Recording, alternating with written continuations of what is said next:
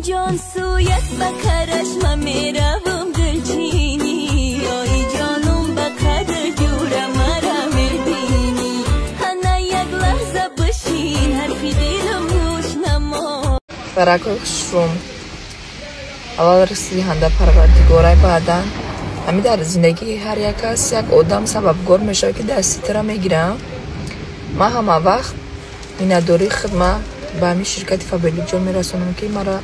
به قله های بلند آورده رسان. من فقط میگم که من خیلی شانتی دوست دارم که الحمدلله سوی بسیار چیزا کرد.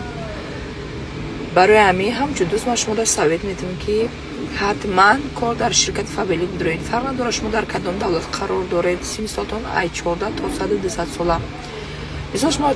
در اون کارخانه اگر کار کنید معلومه این دختران یا که دیگر کارگر میتونن در شرکت فابلی کار کنه چون که فابلی رجای کاری نداره. آچه دروازه روا کن که رسیدم به در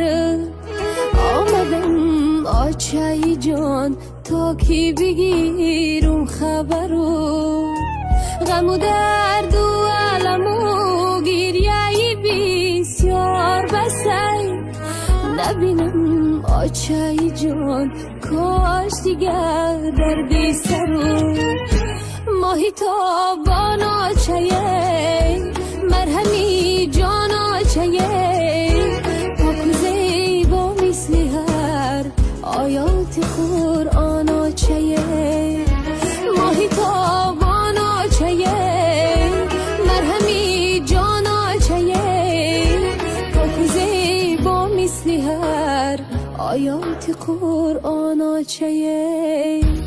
این یک یار دارم نامشه با کس نمیگم با کس نمیگم دوستش میدارم سیر دل ما وای نمیتم با کس نمیگم این کار نداره آشکار به دردی عاشقی گشتی گریفتار به دل داری هوس بر دیدنی یار نمیدانم به عشقی من به دنیا تو میمانی نمیمانی وفادار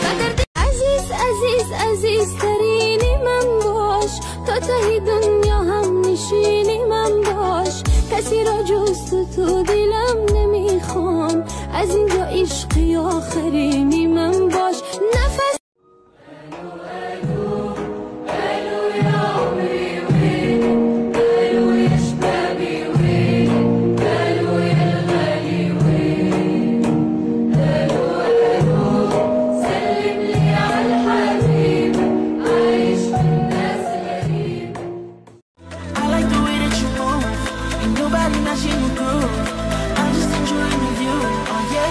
Don't you know that you're bad and you drive me crazy. Bad and you're so amazing. ای شبنمی گل آب زنم کشیده هوش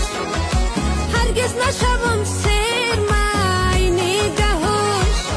ای کلا بی بچه مرا خریدار شده عشقم امیدم حیاتم توی ای مادری جان مادرم قلبم صدایم نب بگو میشی یا نه جان ما I love you عزیزم چقدر شکی I love you عزیزم کی عاشقی I love you عزیزم چقدر شکی